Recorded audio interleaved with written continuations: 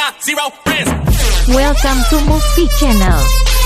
Jangan lupa subscribe, like, comment, and share, dan tekan tanda lonceng ya guys ya.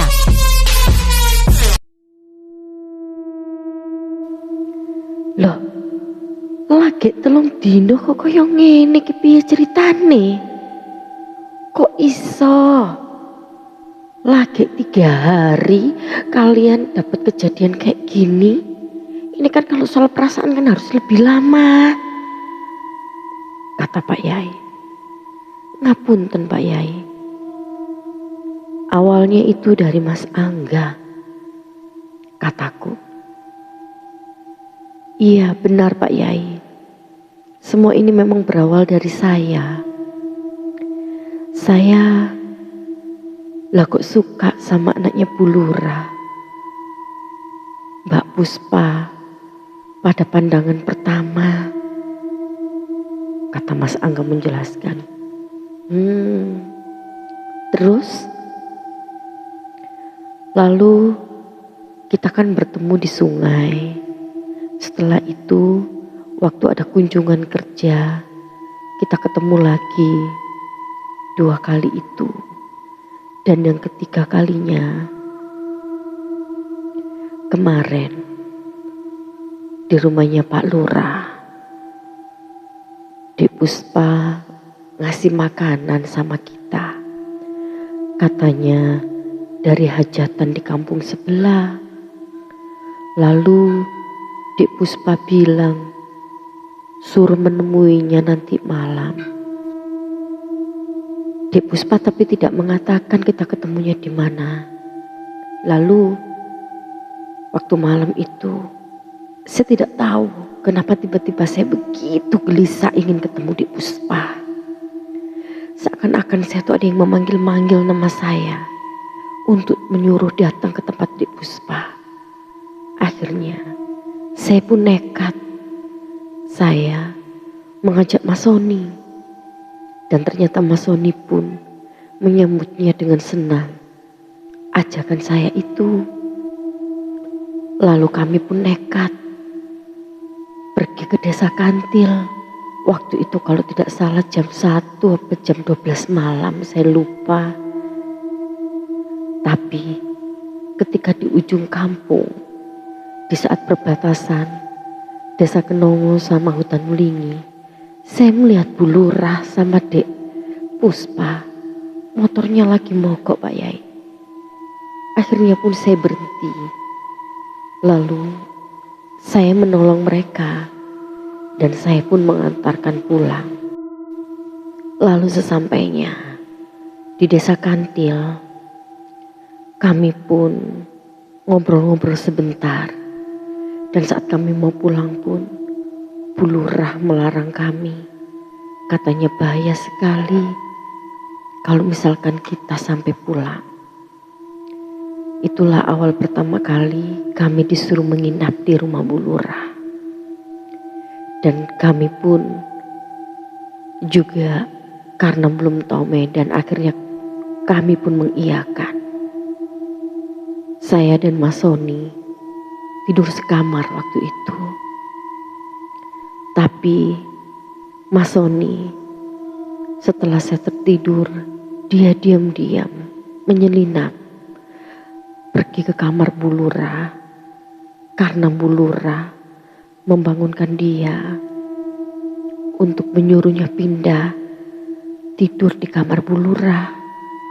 Waktu itu pun saya bingung dan bertanya-tanya, apakah mereka sudah jadian atau bagaimana, saya tidak tahu. Dan sampai akhirnya terjadilah hubungan badan antara mereka. Tampaknya itu kali pertama mereka lakukan. Setelah itu, paginya saya ngerasa memang ada yang lain dengan Mas Sony. Dia sudah tidak seperti biasanya lagi. Lantas, hari kedua pun terulang lagi. Kemarin itu, saat kita sudah menyelesaikan pekerjaan, tiba-tiba Bu Lurah datang dan memanggil kami. Katanya dia perlu bicara dengan kami perihal pembangunan proyek balai desa. Dan tidak terasa pun pembicaraan itu selesainya setelah maghrib. Dan ketika kami berniat hendak untuk berpamitan pulang, Bu Lurah mencegah. Katanya sangat bahaya sekali bagi kami jika masuk hutan larangan saat malam hari. Ketika kami meminta, mungkin ada salah satu penduduk yang bisa mengantarkan kami pun, beliau mengatakan tidak bisa dan tidak ada. Akhirnya kami pun disuruh menginap kembali di rumah beliau. Dan nampaknya malam seperti yang sudah-sudah terjadi lagi kepada Mas Soni. Bu Lurah menyelinap dan dia pun mengajak Mas Soni untuk pindah kamar. Saat itu memang saya pun ada hasrat sebenarnya dengan Dek Puspa. Tapi saya masih menjaga norma dan saya masih menjaga jangan sampai hal itu terjadi karena kita adalah tamu. Apalagi Dek Puspa masih gadis, saya tidak mau merusaknya. Mungkin karena dasar itu saya pun belum melakukan hal tersebut. Kata Mas Angga menjelaskan kepada Pak Yai. Pak Yai Ahmad pun manggut-manggut. Sebenarnya kamu pun sudah terkena guna-guna, Mas Angga. Bedanya kamu dengan Soni. Kalau Soni guna-gunanya sudah masuk dan dia pun sudah menjadi target tumbal kecantikan Bu Lurah. Sedangkan kamu belumlah masuk. Masih disekelilingi oleh guna-guna tersebut. Karena kamu masih bisa menjaga diri. Kemungkinan besar kalau kamu masih bisa disembuhkan. Tapi dengan Mas Soni, wallahu alam, kita sebaiknya banyak-banyak berdoa. Selain kita juga perlu berikhtiar menyembuhkannya. Mungkin besok saya akan menjemput teman saya itu untuk berusaha menyembuhkan Mas Soni. Kata Pak Yai Ahmad.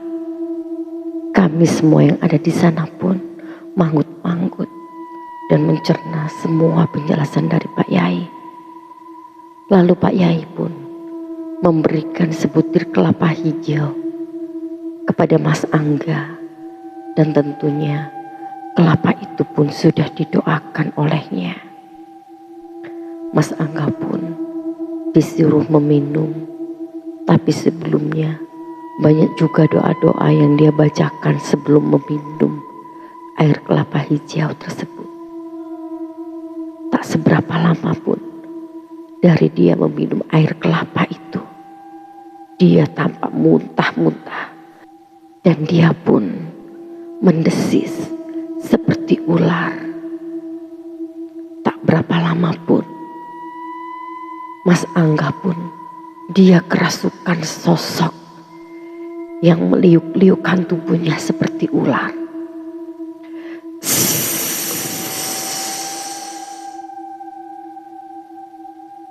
Kowe ojo ganggu mongsoku. Wis ping piro ae awakmu ganggu mongso-mongsoku, Ahmad.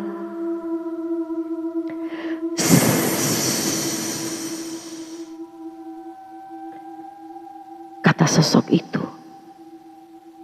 Yai Ahmad pun dia hanya duduk sambil mengetuk-ngetukkan tongkatnya. Woi, awakmu metu saka bocah iki lek ora pengen tak obong kaya anak-anakmu. Kata Yai Ahmad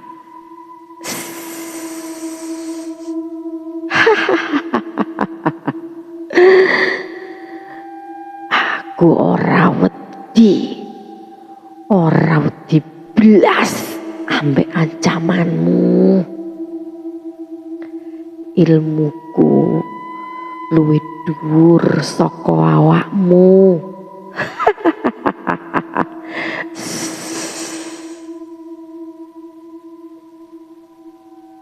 Setelah itu pun Yai Ahmad dia membacakan doa-doa ayat suci Al-Quran, dan tampaknya pun makhluk yang memasuki jiwa Mas Angga tanpa kesakitan, dia mengerang-erang minta ampun dan berjanji tidak akan mengganggu Mas Angga jika dia dilepaskan. Ampuni aku Ahmad, ampuni aku, panas, jeritnya kala itu. Tapi Pak Ahmad, dia terus saja membaca ayat-ayat suci Al-Quran sampai dia pun berhenti. Kenapa? Jari ilmumu luwih dhuwur. Kok kowe kepanasan? Aku orang ngopo-ngopo. Aku mau ngaji kok, kata Yai Ahmad. Yo, aku minggat saka kene. Aku janji wis ora ganggu-ganggu bocah iki. Wis, aku ampun Ahmad. Aku ora bakal ganggu bocah iki neh, kata ular itu. Yai Ahmad pun berkata, kowe ping pira janji karo aku? Duduk mung bocah iki, tapi kabeh ora oleh mok ganggu. Lek ora, awakmu tak tugel-tugel dadi 7, kata Yai Ahmad. Ojo, yo, aku janji, aku wis ora ganggu-ganggu wong neh.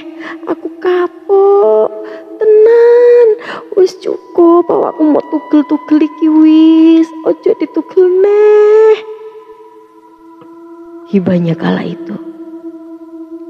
Lalu Yai Ahmad pun membiarkannya pergi. Yo, wis ngalioh awakmu tobato, tapi ojo balik neng goni kampung Kandil maneh. Tak golekno panggonan sing adoh kan kono. Iyo Ahmad, tolong aku, kata ular itu lagi menghibah. Lalu Yai Ahmad pun memejamkan mata sambil tangannya pun seakan-akan meraih sesuatu dari tubuh Mas Angga. Dan kemudian dia pun melemparkan sesuatu yang tak kasat mata itu pergi jauh dari tempat ini. Alhamdulillah, kata Pak Ahmad waktu itu. Dan Mas Angga pun dia mulai tersadar kembali. Ada apa? Kok aku jadi pusing banget di kepala gua? Kata Mas Angga. Kerasukan. Hah? Yang benar, kerasukan apaan? Wis rampung. Ora apa-apa. Insya Allah sampean sudah bebas dari belenggu guna-guna dari milik Puspa. Pak Yai, apakah punya Puspa dan juga punya Bu Lurah itu berbeda? Bedo atuh Mas. Punya Bu Lurah itu ibaratnya dia itu rojo. Berarti Nyai Ningrum itu rojo? Bukan. Masih ada lagi yang lebih di atas Nyi Ningrum. Ya Allah, Kita dengan satu demit aja begitu kerepotan. Apalagi ini ada yang lebih besar kekuatannya. Kataku waktu itu. Mas, sehebat-hebat mereka, kita ini manusia, makhluk yang lebih sempurna. Makhluk yang diciptakan oleh Allah yang paling sempurna. Bahkan malaikat pun disuruh sujud di hadapan Nabi Adam. Karena kita ini makhluk yang paling sempurna. Aku pun manggut-manggut mendengar penjelasan dari Yai Ahmad. Terus Mas Sony ini gimana Pak Yai? Untuk sementara sudah, biarkan dia terikat seperti itu. Entah kenapa, aku ketika melihat Mas Sony pun, matanya semua berubah menjadi putih. Dan dia pun terus saja berteriak untuk meminta dilepaskan.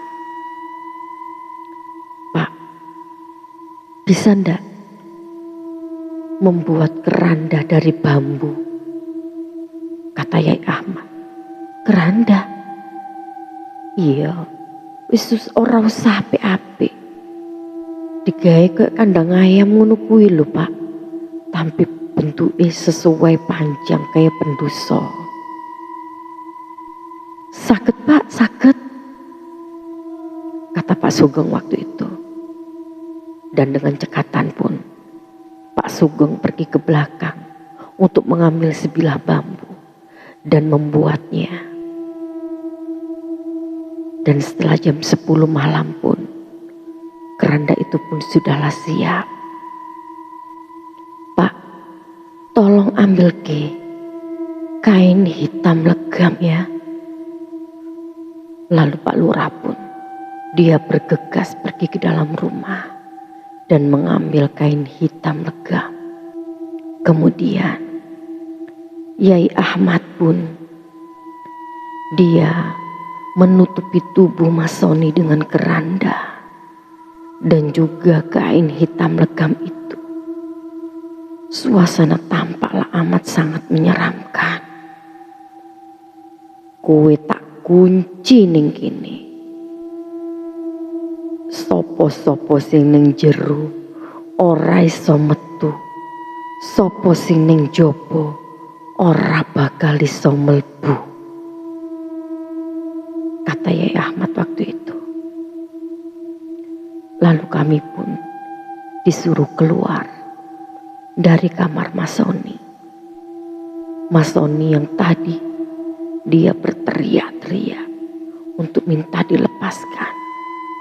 Sekarang setelah dia tubuhnya ditutup dengan keranda, dia pun seakan-akan terkunci dan tidak terdengar satu kata pun dari mulutnya. Kami pun sedikit merasa tenang. Untuk malam ini, kalian semua jangan ada yang tidur. Jaga Mas Sony. Karena malam ini pun Bu Lurah pasti tidak akan tinggal diam. Kata Yai Ahmad. Dan sekejap setelah Yai Ahmad berkata pun, tiba-tiba melintas seperti bola api. Dia melintas mengitari rumah ini. Santet, kata Yai Ahmad pun.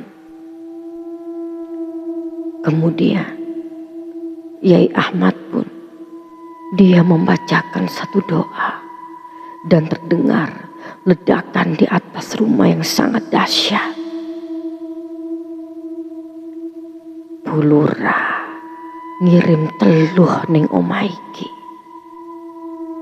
Ya Allah, kok jadi kayak begini Yai? Kata Mas Burhan. Dia tidak akan membiarkan mangsanya lepas. Apa sebaiknya kami bawa Mas Soni pergi dari kampung ini, Yai. Ora bakal bisa. Karena aku sudah membebaskan Angga dari guna-gunanya. Soni tidak bakal bisa pergi dari daerah sini. Karena dia telah memberikan apa yang paling penting, apa yang paling dibutuhkan oleh Bu Lurah. Soni dalam kekuasaan Bu Lurah untuk saat ini.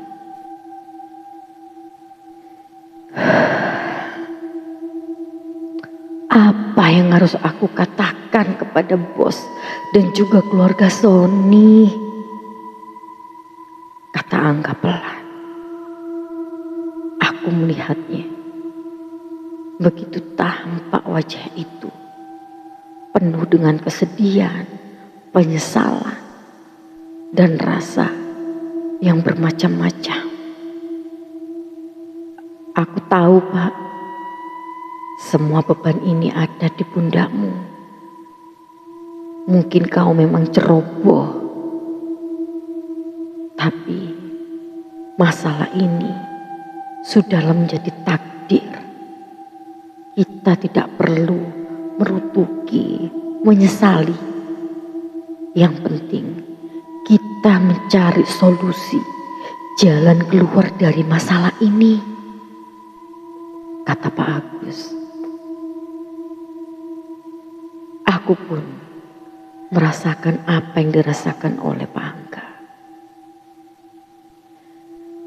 Tidak tahu harus melakukan apa, karena kami pun tidak mengerti tentang hal-hal seperti ini.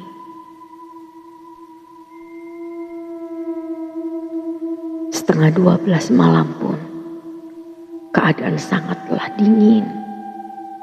Kopi yang tadinya hangat pun sekarang sudah membeku rasanya karena cuaca yang sangat dingin saat ini. Sayup-sayup aku pun mendengar suara gamelan dan suara riuh lainnya dari arah hutan Mulingi. Suara gamelan itu tampak seperti iring-iringan pengantin. Lalu samar-samar dengan turunnya kabut di halaman rumah Pak Lurah, nampak seorang wanita dengan kebaya merah yang sedang menari. Dan juga setelah kabut itu kian menipis, aku pun melihat begitu banyak sekali perempuan-perempuan seolah-olah dari masa lalu, dari zaman kerajaan, hanya memakai kemben dan juga selendang dan memakai jarit panjang. Mereka berdiri di belakang wanita yang sedang menari itu. Lalu dari arah belakang mereka semua, seakan-akan semua perempuan itu pun terbelah menjadi dua, memberikan jalan kepada seseorang yang datang dari kegelapan malam. Dengan jalan yang penuh keanggunan, dengan memakai kebaya merah, dan juga dia berpakaian seperti di zaman kerajaan. Perempuan itu pun melangkah ke arah rumah Pak Lurah. Dan ternyata sosok itu adalah Bu Lurah. Ya, itu adalah Bu Lurah. Astagfirullahaladzim, kataku waktu itu. Semua orang, meski tanpa jimat pun, malam ini semua bisa menyaksikan pemandangan ini. Bu Lurah datang dengan mata yang sangat merah menyala. Lantas Pak Lurah dengan begitu ketakutannya, dia pun tidak bisa berkata apa-apa. "Kalian jangan ada yang menghalangiku," ucap Bu Lurah dengan suara yang sangat parau. Kami seakan tersiram. Mendengar ucapannya, tidak bisa berbuat apa-apa. "Jangan dengarkan perkataan mereka," kata Yai Ahmad. "Bacalah doa dan juga sholawat yang banyak dan minta pertolongan kepada Allah." Perempuan itu pun tertawa dengan begitu nyaringnya.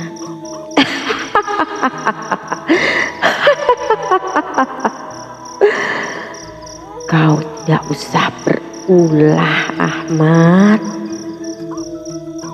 Kau mau anakmu akan aku ambil malam ini jika kau menghalangiku membawa Sony pergi dari tempat ini."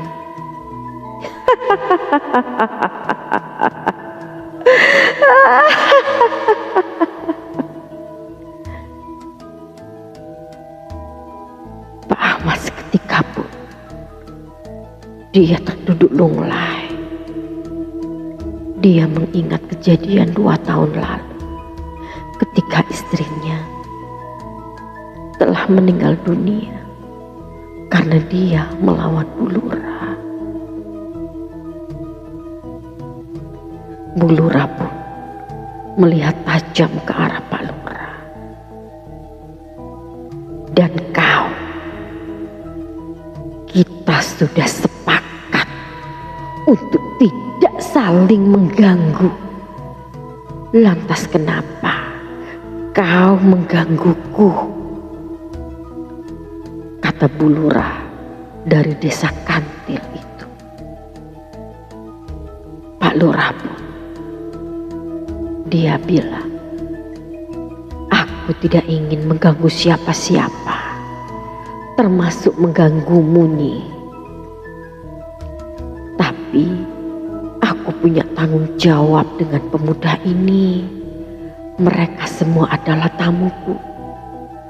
Persetan dengan tamumu. Dia sudah melakukan hubungan denganku, maka dia adalah milikku. Malam ini aku akan menjemputnya."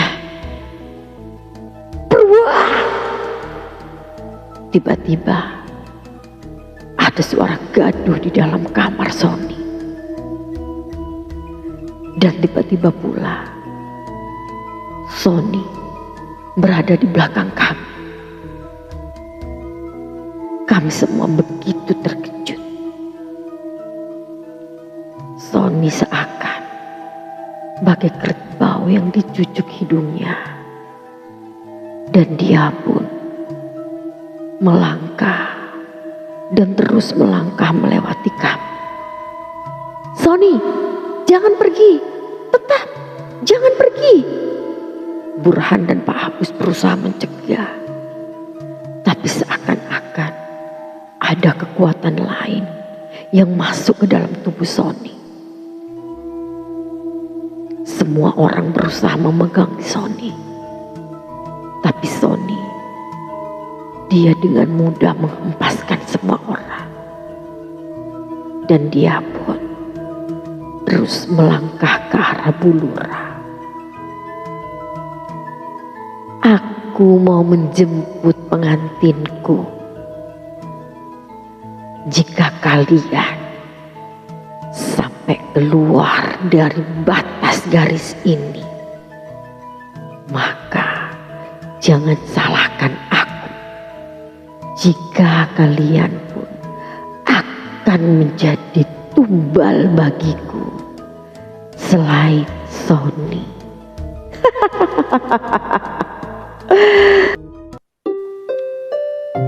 Hey, gimana? Lebih seru kan part 7 kali ini? Oke, jangan sampai ketinggalan untuk part 8 yang akan tayang besok ya teman-teman. Menurut kalian, Sony bakal selamat gak sih? Tulis di kolom komentar. Oke? Dan thank you banget yang udah bantu support, yang udah listening, yang udah mampir ke movie channel. Thank you so much.